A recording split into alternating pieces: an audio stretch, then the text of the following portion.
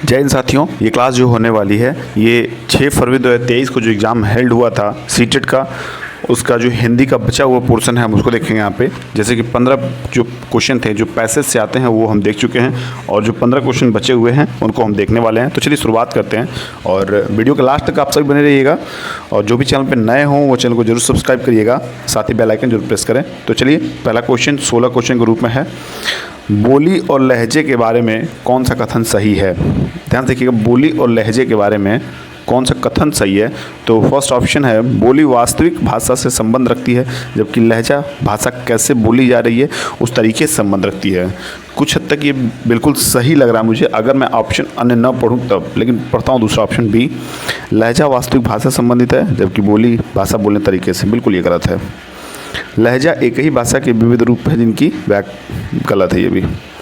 बोली किसी व्यक्ति के उच्चारण, ये भी गलत है। आपका देखिए ये वाला ऑप्शन कितना सटीक कह रहा है कि बोली वास्तविक भाषा से संबंध रखती है। बिल्कुल, बोली जो आपकी वास्तविक भाषा से संबंध रखती है, जबकि लहजा जो होता है वो किस तरीके से बोला जा रहा है वो लहजा होता है।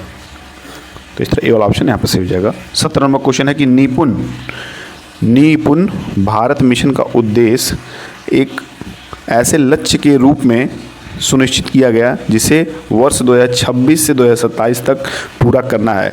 कक्षा 1 में साक्षरता के लक्ष्य इस तरह रखे गए हैं कि बच्चे, अब इसमें क्या लक्ष्य रखे गए हैं ये हमको बताना है। 2026 से 27 तक पूरा करना है। अब उसमें कक्षा 1 में साक्षरता जो रखे गए हैं बच्चे की, इस जो लक्ष्य है किस तरह रखा गया है। ऑप्शन है, कम से कम 2 से 3 वर्णों वाले सरल शब्द पढ़ पाएँ। ऑप्शन बी है, आयु उपयुक्त परिचित पाठ्य सामग्री में आए, कम से कम 4 से 5 सरल शब्दों वाले छोटे वाक्य पढ़ पाएँ। और सी है, प्रति मिनट 45 से 60 शब्द अर्थ सहित पढ़ पाएँ। और डी है, प्रति मिनट कम से कम 60 शब्द अर्थ सहित पढ़ पाएँ। तो इसका क्या ऑप्शन सही होगा, क्या इसमें रखा गया था? तो बी वाला जो ऑप्शन है यहाँ पे इसको सही ठहराया गया है। देखिए, आयु उपयुक्त अपरिचित पाठ्य सामग्री में आए, कम से कम 4 से 5 सरल शब्दों वाले छोटे वाक्य पढ़ पाएँ, ऐसा जो है टारगेट जो है इसमें रखा गया है 2026-27 तक पूर्ण करने के लिए। 18 नंबर क्वेश्चन क्या कह रहा है, कक्षा 3 की अध्यापिका को अपने विद्यार्थियों के श्रवण कौशल का आकलन करना है, उसे इसके लिए किस गतिविधि का संचालन करना चाहिए। ऑप्शन ए, पढ़ी गई सामग्री में शब्दों का अर्थ बताने के लिए कहना। ऑप्शन बी, सुनाई गई कहानी पर चित्र बनाने के लिए कहना। ऑप्शन सी, विद्यार्थी को 4 से 5 वाक्यों में स्वयं का परिचय देने के लिए कहना। ऑप्शन डी, दिखाए गए चित्र का 3 वाक्यों में वर्णन करने के लिए कहना। तो इसमें आपका जो बी ऑप्शन है इसको यहाँ सही बताया गया है। देखिए जरा पढ़िए, समझिए। सुनाई गई कहानी पर चित्र बनाने के लिए कहना, कक्षा 3 की अध्यापिका को अपने विद्यार्थियों के श्रवण मतलब सुनने का जो कौशल होता है का आकलन करना है, उसे इसलिए किस गतिविधि का संचालन करना चाहिए। तो सुनाई गई कहानी पर चित्र बनाने के लिए कहना।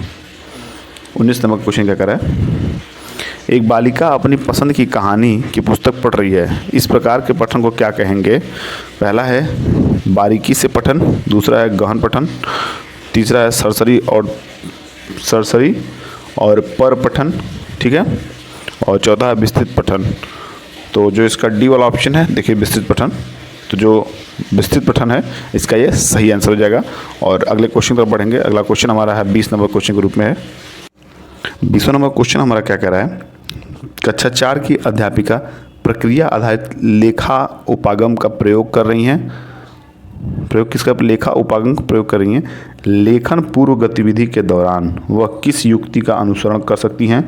ऑप्शन से बताना है, मानस मंथन यानी कि ब्रेनस्टॉर्मिंग, और बी है समीक्षा करना, सी है संपादन, और डी है पुनरावृत्ति। तो क्या सही हो जाएगा इसका देखिए, इसका सबसे सटीक और सही उत्तर जो है आपका पहला वाला ऑप्शन जो देखें आप, मानस मंथन यानी कि ब्रेन स्टॉर्मिंग, ठीक है। ब्रेन स्टॉर्मिंग जो है यहाँ पे बिल्कुल सही हो जाएगा। जैसे ब्रेन स्टॉर्मिंग हम जानते हैं कि ब्रेन स्टॉर्मिंग होता क्या है, यह शिक्षण की ऐसी विधि है जिसमें अधिगमकर्ता के मस्तिष्क में किसी समस्या के समाधान हेतु विचारों या समाधान का स्फुटन किया जाता है। क्या कहता है, स्फुटन किया जाता है। तो जिसे हम ब्रेन स्टॉर्मिंग कहते हैं, मानस मंथन कहते हैं। अगला क्वेश्चन हमारा 21 के रूप में है। 21वां नंबर क्वेश्चन क्या करें, कक्षा 3 की अध्यापिका अपने विद्यार्थी के साथ पठन बोध पर कार्य कर रही है, वह किस युक्ति का अनुसरण कर सकती है। ऑप्शन ए, पाठ में पढ़े गए कठिन शब्दों का श्रुतलेख करवाना। ऑप्शन बी, पढ़ी गई पाठ्य सामग्री पर आधारित प्रश्न पूछना। ऑप्शन सी, पढ़ी गई पाठ्य सामग्री में आए कठिन शब्दों के अर्थ याद करवाना और लिखवाना। ऑप्शन डी, पाठ्य सामग्री पढ़ने के दौरान सामने आ रहे संज्ञा शब्दों को रेखांकित करने के लिए कहना। तो इसका जो ऑप्शन है वो आपका जो बी वाला ऑप्शन, देखिए इसको ध्यान से, बी वाला जो ऑप्शन है, पढ़ी गई पाठ्य सामग्री पर आधारित प्रश्न पूछना, ये बिल्कुल एकदम सटीक और सही जवाब है इसका। कि कक्षा 3 की अध्यापिका अपने विद्यार्थियों के साथ अगर पठन बोध कार्य कर रही है तो वह पढ़ी गई पाठ्य सामग्री पर आधारित प्रश्न पूछना उसके लिए उपयुक्त होगा। अगला क्वेश्चन हम देखेंगे। अगला क्वेश्चन हमारा जो है 22वें ग्रुप में है। देखिए 22वां क्वेश्चन, एक पठन संबंधी गतिविधि जिसमें शिक्षार्थी पाठ्य सामग्री के विभिन्न हिस्सों को सुनते पढ़ते हैं, तत्पश्चात कार्य को पूरा करने के लिए सूचनाओं का आदान प्रदान करते हैं, यह क्या कहलाती है। तो ऑप्शन है प्रवाह के साथ पाठ्य सामग्री, और ऑप्शन बी प्रवाह के साथ श्रुतलेख, ऑप्शन सी डंब सिराड यानी कि मुंह का अभिनय, और डी है जिज्ञासा श्रुतलेख।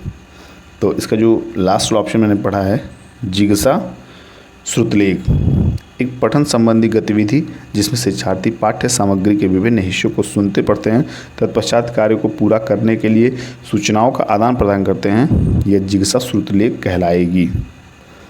23वें नंबर क्वेश्चन क्या कर रहा है, भारत सरकार द्वारा शुरू किए गए कार्यक्रम निपुण, देखिए ध्यान से, निपुण के भी हम चर्चा किए थे पिछले क्वेश्चन में। भारत मिशन का मुख्य केंद्र भाषा में बुनियादी कौशलों को मजबूत करना है, इसका पूरा नाम है। अब देखिए निपुण का हमें पूरा नाम बताना है, national environment for proficiency in understanding and numeracy. देखिए मैं इसका डायरेक्ट आपको इसका बता रहा हूँ, समझिएगा। National initiative for proficiency in reading with understanding and numeracy, ठीक है। जो देखिए इसमें जो बी वाला ऑप्शन है इसमें दिया हुआ है national initiative for proficiency in reading with understanding and numeracy. तो यहाँ पे ये बिल्कुल सही और सटीक ऑप्शन है। चलिए अगला क्वेश्चन देखते हैं। 24 नंबर क्वेश्चन क्या कर रहा है, एक शिक्षार्थी ने अध्यापक द्वारा दिए गए भाषा कार्य को अपने सहपाठी या वयस्क की मदद से पूरा करना है, वह इस कार्य को बिना मदद के किस सीमा तक कर सकती है और कितना अपने वयस्क या अधिक सक्षम सहपाठी की मदद से कर सकती है, इन दोनों के बीच संभावित को क्या कहा जाएगा। तो देखिए ऑप्शन है, फर्स्ट है भाषा अर्जन उपकरण, दूसरा है आरंभिक साक्षरता, तीसरा है सादृश्यीकरण और चौथा है निकट विकास का क्षेत्र। तो इसका सही ऑप्शन क्या हो जाएगा, ये आपका हो जाएगा यहाँ पे जो डी ऑप्शन है निकट विकास का क्षेत्र। तो इस तरह डी ऑप्शन जो है बिल्कुल सही हो जाएगा। और चलिए अगला क्वेश्चन देखते हैं। 25 नंबर क्वेश्चन। 25 नंबर क्वेश्चन क्या कह रहा है कि मुद्रित समृद्ध परिवेश का सृजन भाषा अधिगम में मदद करता है, कक्षा में इस प्रकार का परिवेश सृजित करने के लिए अध्यापक को क्या करना चाहिए। ऑप्शन ए, विद्यार्थियों को पुस्तकें व अन्य पाठ्य सामग्री पढ़ने के अवसर देने चाहिए। ऑप्शन बी, विद्यार्थियों को मुद्रित हस्तलेखन सीखने में मदद करनी चाहिए। ऑप्शन सी, विद्यार्थियों को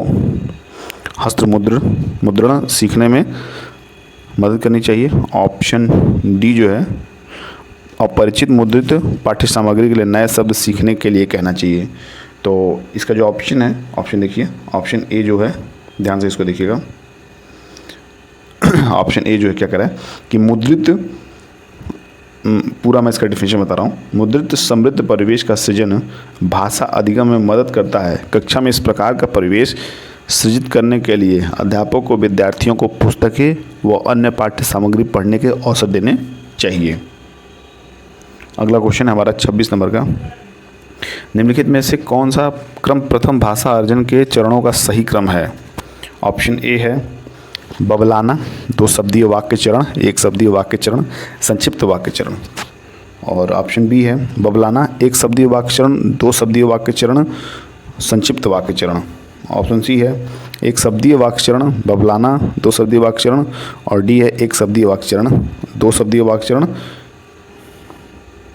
और फिर देखिए बबलाना और संक्षिप्त वाक्य चरण। तो मैं इसका क्रम बता रहा हूँ, आप इस क्रम को जो है नोट करिएगा। जो प्रथम भाषा अध्ययन के चरणों का सही क्रम पहले होता है बबलाना। क्या होता है? बबलाना होता है। तो बी पर लिख लेना, पहले बी लिख लिए, बबलाना हो गया। और दूसरा आपका जो होता है वो होता है दो शब्दीय वाक्य चरण। क्या होता है? दो शब्दीय वाक्य चरण, जो यहाँ पे देखिए इसमें दिया हुआ है, दो शब्दीय वाक्य चरण, और यहाँ भी दिया है, लेकिन बबलाना जो है यहाँ पे सटीक है, इसलिए देखिए दो शब्दीय वाक्य चरण यहाँ दिया है। फिर उसके बाद क्या आएगा आपका? एक शब्दीय वाक्य चरण। क्या आएगा? एक शब्दीय वाक्य चरण। फिर इसके बाद क्या आएगा? संक्षिप्त वाक्य चरण। तो इसका जो हमारा ए वाला ऑप्शन है ये यहाँ पे बिल्कुल सही ठहरेगा। 27 नंबर क्वेश्चन क्या कर रहा है कि यह विचार कि मनुष्य सहजात भाषा अर्जन उपकरण के साथ जन्म लेते हैं किसके द्वारा प्रतिपादित हैं? किसके द्वारा? तो ऑप्शन फर्स्ट है लेव वाइगोत्स्की, ऑप्शन बी है जीन पियाजे, ऑप्शन सी है नाम चॉम्स्की, और ऑप्शन डी है जेरोम ब्रूनर। तो इसका जो ऑप्शन है देखिए बी वाला देखिए जीन पियाजे, ये बिल्कुल राइट आंसर है, क्योंकि जीन पियाजे का विचार है कि मनुष्य सहजात भाषा अर्जन उपकरण के साथ जन्म लेते हैं। तो किसके द्वारा प्रतिपादित है? जीन पियाजे द्वारा। अगला क्वेश्चन 28 नंबर का है, देखिए इसको। नए शब्द समझती हैं और उनका प्रयोग करती हैं, यह रूब्रिक किसका आकलन करेगा? किसका करेगा? उच्चारण करेगा कि व्याकरण करेगा कि प्रवाह का करेगा कि शब्द भंडार का करेगा? तो जो आपका शब्द भंडार है एकदम सटीक आंसर हो जाएगा, क्योंकि नए शब्द समझती है। अगर मान लीजिए कोई वर्ड यहाँ पे ये दिया है और ए को मैंने समझ लिया, ठीक है, और उसका मैं प्रयोग अब सही जगह कर लगा, तो क्या हो जाएगा? ये रूब्रिक किसका आकलन करेगा? तो ये शब्द भंडार का आकलन करेगा। 29 नंबर क्वेश्चन क्या कर रहा है कि निम्नलिखित में से कौन सी गतिविधि बच्चों के वाचन कौशल के आकलन हेतु प्रयुक्त नहीं की जानी चाहिए? ऑप्शन फर्स्ट है पढ़े गए पाठ से शब्दों के अर्थ बताओ, ऑप्शन बी है आप जिन परिधान को बहुत अधिक पसंद करती हैं उसके बारे में बताओ, ऑप्शन सी अपने आप का 4-5 वाक्यों में परिचय दो, और ऑप्शन डी दिखाए जा रहे चित्र का 3 वाक्यों में वर्णन करो। तो इसका जो सबसे सटीक और सही ऑप्शन क्या हो जाएगा? देखिए ध्यान से, पढ़े गए पाठ से शब्दों के अर्थ बताओ। पढ़े गए पाठ से शब्दों के अर्थ बताओ। जैसे बच्चों के वाचन कौशल के आकलन हेतु पढ़े गए पाठ से शब्दों के अर्थ बताना उपयुक्त नहीं है। ध्यान से देखिए, मैं इसका ऑप्शन जो है सही बताया हूँ, लेकिन मैं थोड़ा सा गौर नहीं कर पाया हूँ। इसमें प्रयुक्त नहीं की जानी चाहिए। तो बच्चों के वाचन कौशल के आकलन हेतु पढ़े गए पाठ से शब्दों के अर्थ बताना उपयुक्त नहीं होता। बच्चों को किसी पाठ से शब्दों का अर्थ बताना कठिन कौशल होता है, इसलिए उनको अर्थ का कौशल नहीं दिया जाता है। तो इस तरह जो ये ऑप्शन है रॉन्ग है, और रॉन्ग ही ऑप्शन हमसे पूछा था, तो यहाँ पे ये सही हो जाएगा ए वाला ऑप्शन। और इस क्लास का आखिरी क्वेश्चन और हिंदी का भी आपका आखिरी प्रश्न, जो हिंदी पेडागॉजी के जो 15 क्वेश्चन थे यहाँ समाप्त हो रहे हैं। अब जो हम हिंदी क्लास करेंगे वो जो नेक्स्ट पेपर हुआ था इसके पूर्व में उसको हम देखेंगे। तो देखिए, वह कौशल सा भाषा, वह कौन सा भाषा विकार है जिसमें व्यक्ति उचित तरीके और उचित क्रम से शब्द नहीं रख पाता है? यह भाषा बोलने और समझने के तरीकों को प्रभावित करता है। तो ऑप्शन ए है डिस्पैक्सिया, ऑप्शन बी है डिस्क्रेजिया, और ऑप्शन सी है डिसर्सिया, और ऑप्शन डी है डिसकैलकुलिया। तो आपका जो यहाँ पे देखिए डिस्क्रेजिया जो है बी वाला ऑप्शन है, ये डिस्क्रेजिया यहाँ पे सही जगह। देखिए ये डिस्क्रेजिया नहीं है, ये डिस्फ्रेजिया है। थोड़ी सी गलती होगी मुझसे, ये कॉ नहीं इसको बोला जाएगा, ये फॉ है, और थोड़ा सा मुझसे गलत हो गया यहाँ पे, इसको फॉ जानिएगा आप लोग, फॉ। डिस्फ्रेजिया वो विकार है, मतलब भाषा का वह विकार है जिसमें व्यक्ति उचित तरीके और उचित क्रम से शब्द नहीं रख पाता। यह भाषा बोलने और समझने के तरीकों को प्रभावित करता है। डिस्प्लेक्सिया दिमाग से संबंधित मनोविकार है, डिस्कैलकुलिया गणितीय संबंधित मनोविकार है, और डिसर्सिया एक भाषण ध्वनि विकार है। तो इस तरह जो अपने 30 क्वेश्चन हैं पेडागॉजी, हिंदी पेडागॉजी को समाप्त होते हैं। यहाँ पे हिंदी शिक्षा शास्त्र के क्वेश्चन जो समाप्त होते हैं। मुझे उम्मीद है आपको ये क्वेश्चंस और ये क्लास बिल्कुल बेहद अच्छे लगे होंगे, और अगर क्लास अच्छा लगा तो प्लीज़ क्लास को लाइक करिएगा और ज़्यादा ज़्यादा शेयर करिएगा, ताकि जो अन्य बच्चे हैं जिनके पास क्लास ये ना पहुँची हो उनके पास भी पहुँच सके। और मैं अगला क्लास आपके लिए बहुत जल्द लेके आने वाला हूँ। तो इसी उम्मीद के साथ फिर मिलते हैं कि आप तैयारी बहुत अच्छे कर रहे होंगे, पूरे मन से कर रहे होंगे, और पढ़ते रहिए, मस्त रहिए, जहाँ भी रहिए स्वस्थ रहिए। फिर मिलते हैं अगले क्लास में, तब तक के लिए बाय बाय, टेक केयर।